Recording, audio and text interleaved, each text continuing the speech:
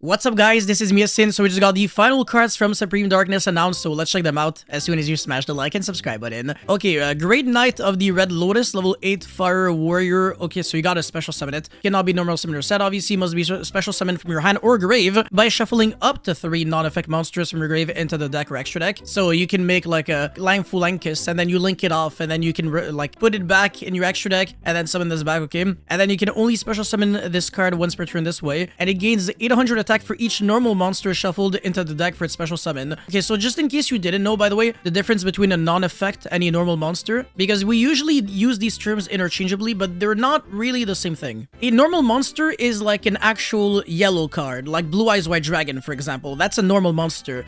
And because it doesn't have an effect, it also happens to be a non-effect monster. Whereas when you read non-effect monster, you should think of anything that doesn't have an effect. Like a non-effect monster isn't necessarily a normal monster. It's kind of like how the square is always a rectangle, but the rectangle isn't necessarily a square. So for example, Draco Berserker of the Tenyi or Monk of the Tenyi, the Link 1, the Link 3 Tenyi monsters, they are non-effect monsters, but they are not normal monsters. So keep that in mind because there might be some anti-synergy and some annoying things every now and then. But yeah, so this card kind of sucks already, but whatever. Once per turn, you can target one monster on the field and one non-effect monster in your grave. Destroy the first target, and if you do, special summon the second target. Alright, that's cool. So you can destroy like a monster on your opponent's field and then revive back your Langfulankus, which is interesting. I mean, it's not garbage, but it's whatever. I mean, it's fine. Going second, it's actually kind of cool. I mean, you break your opponent's board and you revive back a monster. Honestly, I'm not gonna complain too much. It's cool. Anyways, Goddess of Duality. This is the retrained version of a very old card by the name of Goddess of Whim. I don't know if you know about it, but I remember kind of seeing it from like the video games and stuff. Like I said, I'm very old. I used to play the first video games out there for Yu-Gi-Oh! And they use like the old cards that are still OCG exclusive even to this day. They're like 25+ year old. And Goddess of Whim, it's not a good card, obviously. It's a 950 attack. Its effect involves like a coin toss because Supreme Darkness also has Arcana Force support, which means that anything that obviously involves tossing a coin would be, I guess, indirect synergy for it. Anyways, exact same typing as Goddess of Whim, and you can only use the first and second effect once per turn. If this card is no more special, you can add a monster from your deck to your hand with a coin-tossing effect except itself. You can search like Arcana Force, the Sun, in order to search your Light Barrier, or also search your Fiend. It's probably better than I think. It's a complicated combo, but it should like lead to like 2-card combos. So you know what? I'm not gonna complain too much. Anyways, during your main phase, you can toss a coin and call it. If you call it right, the attack of all face of monsters you currently control become doubled until the end of this turn. And if you call it wrong, send as many monsters you control as possible to the grave, and if you do, draw 1 card. I don't really see like the purpose of using this effect. It is utter garbage. So yeah, it's just shit, but you're gonna be playing this card for the first effect anyways. I don't think there's anything else that's really like worth playing. Toss a coin. Hold on a second. I already checked like the list of all the cards that can toss a coin, and that ass like all of them are dog shit. Like you can search Time Wizard, like nice deck, Bernard. Anyways, now we've got the Lightstorm Dragon, level 9 Light Dragon Synchro, generic, thick booty. Okay, very interesting. And you can only use both effects once per turn. If this card is special summon, you can target spells and traps on the field up to the number of normal monsters in your grave, +1, destroy them. Normal monsters, not just non-effect monsters.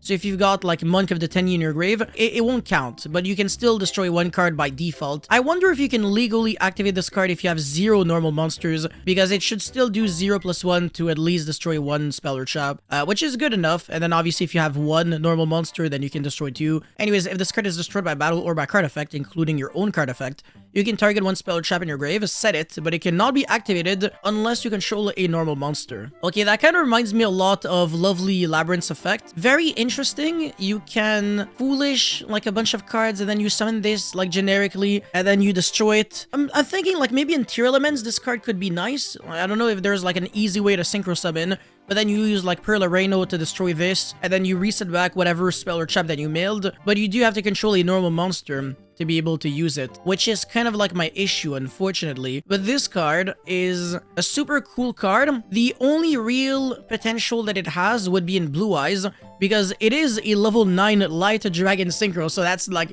the perfect synergy. And on top of that, it gives you access to like spell and trap removal. If it dies by your own Eternal Soul, then you can set back your Eternal Soul, and if you control Blue Eyes White Dragon, then you can flip it, etc. I don't know, but it has to be a good card. I can't complain too much. It really literally looks like a Blue Eyes, technically. I mean, kind of, a little bit. And it's probably like perfect Blue Eye support, so you know what? I'll take it just for that. So far, these cards, even though they're like pack filler, none of them are actual... Like, none of them are bad, really. I can't really say too many negative things about them. Anyways, Hekudor. What the shit is this? Anyways, normal spell, you can only use one of the two.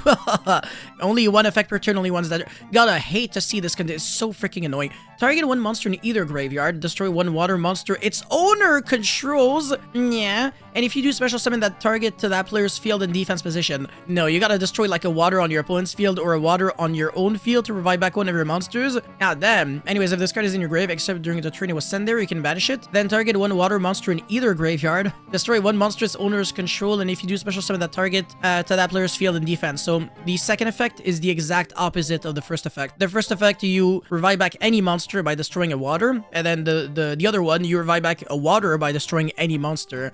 If anything, I think this effect is better. It's too slow because you can't use it in the grave during the turn it was sent there.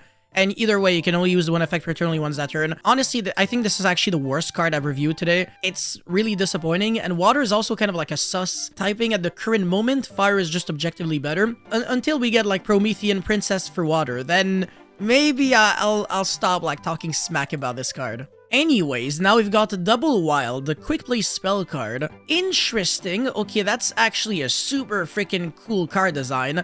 We've got Queen and I don't know. Is this like Arcana's face, the Joker, whatever? I'm not sure. Yeah, okay, who cares? Anyways, you can only activate one card with this card's once per turn. Target one level 5 or lower monster you control. You cannot special summon for the rest of the turn after this card resolves except monsters with the same original type as that target. Also, add one level 10 monster with that original type from your deck to your hand. Then you can discard one card. And if you do special summon one monster with that type from your hand in defense, that is very interesting. It has to be a level 10 monster with the exact same original type that the monster that you're targeting. And it can be any level 5 or lower. It doesn't negate the effect of whichever monster you summon. And it also doesn't force you to summon it. You can just search it if you want to. And then that way you don't have to discard a card, which I think is very interesting. So my first reflex when reading this card was, this could be great in the Earth Machine strategy with like the trains and stuff. It's really nice that you can search something and then special summon it right away and then get like an effect off of it. I don't know. To me, it looks like a fantastic card. Obviously, it would have been completely broken if it said like add one level 10 or lower monster with that original type, or if it didn't lock you under only being able to summon monsters with that same original type. Although I can't necessarily say that I can complain about it. I think this card is already good as it is, and it's a quick play spell. So if you draw like 2 copies of it, you use the first one on your own turn and use the second one on your opponent's turn, or you can discard like the other copy in order to like special summon it. I think this card's amazing. I really just have to look into potential level 10 monsters that are really like worth using this card for. Obviously, just by looking right now, like the first couple of options are like the trains, and then you can search. My god, you can search Jizukiru. Oh, that is not too bad. So if you're playing like, let's say, Cyber Dragon, you target like your core, your Hertz, your Cyber Dragon, you search Jizukiru, and then you don't have to discard a card, you kaiju your opponent. So yeah, this card can bait Omni Negates, and it's a you can only activate. So if the activation gets negated, you can use another one. It's kind of solid. You can also search Lord of the Heavenly Prison if you target a rock. You can search Machina Citadel, but that's irrelevant unless you make the link 2 and then you discard and then you crash and whatever. I don't know, just gimmicky for no good reason. It's really just a bunch of train monsters. Red Eyes Darkness Metal Dragon. You can target like a dragon. Yeah, sure, it's not garbage. Flundery's Empen. Sure, not really, but maybe. I don't know. Eldritch the Golden Lord, Dark Lord Eggshell. Yeah, there's some cute options. Again, it really just works for level 10s.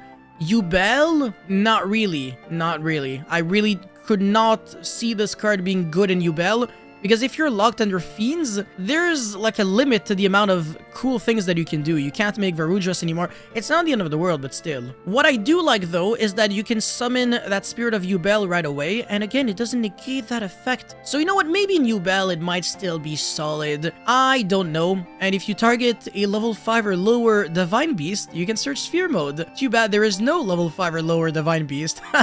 That is not happening anytime soon.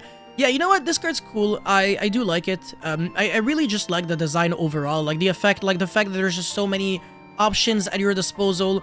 This already deserves like a full video just on it, where I will be going into in-depth review of it. and try to figure out what are the best decks that can abuse it.